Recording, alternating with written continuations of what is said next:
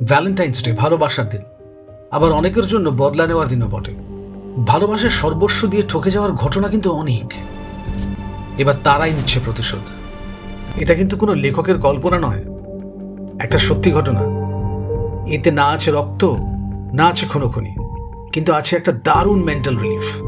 Valentine's ডেতে এই রিচুয়ালের শুরু 2011 সালে আমেরিকার ব্রঙ্কস জু থেকে। এরপর স্যান অ্যান্টনিও জু এটাকে পৃথিবী জুড়ে ভাইরাল করে দেয়। মাত্র $15 ভালোবাসার বিশ্বাসঘাতকতার প্রতিশোধ। না, প্রথমে শুনলে হয়তো একটু হাসি আসতে পারে, কিন্তু খুব ভালো করে ভাবলে দেখবেন এই প্রতিশোধ নেওয়ার রাস্তাটা যেরকম মজার, সেরকম দারুণ রিলিফ দেয়।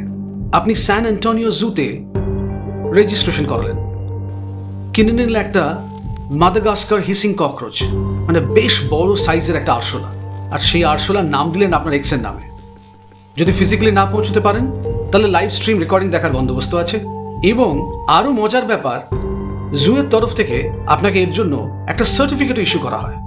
শুধু একবার চোখ বন্ধ করে ভাবুন, লাইভ স্ট্রিম শুরু হয়েছে, মিয়ারক্যাট দাঁড়িয়ে, জু কিপার আরশোলার বাটিটা তার সামনে রেখে দিল। ওগুলো আসলে আরশোলা নয়, ওর মধ্যে একটা আপনার এক্স।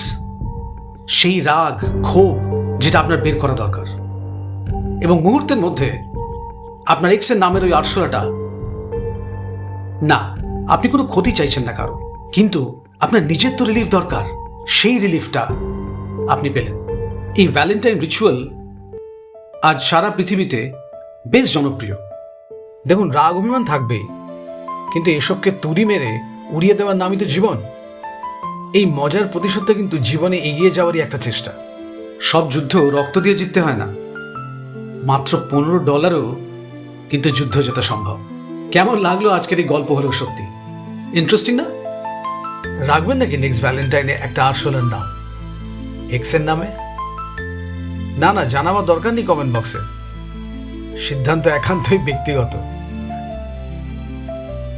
এই গল্পের সফরে আমার সাথে থাকার জন্য সাবস্ক্রাইব করুন গল্প ম্যাপ, সঙ্গে অবশ্যই বেল আইকনটা প্রেস করতে ভুলবেন না। আজ চলি তাহলে, দেখা হবে এক নতুন গল্পে, এক নতুন অধ্যায়।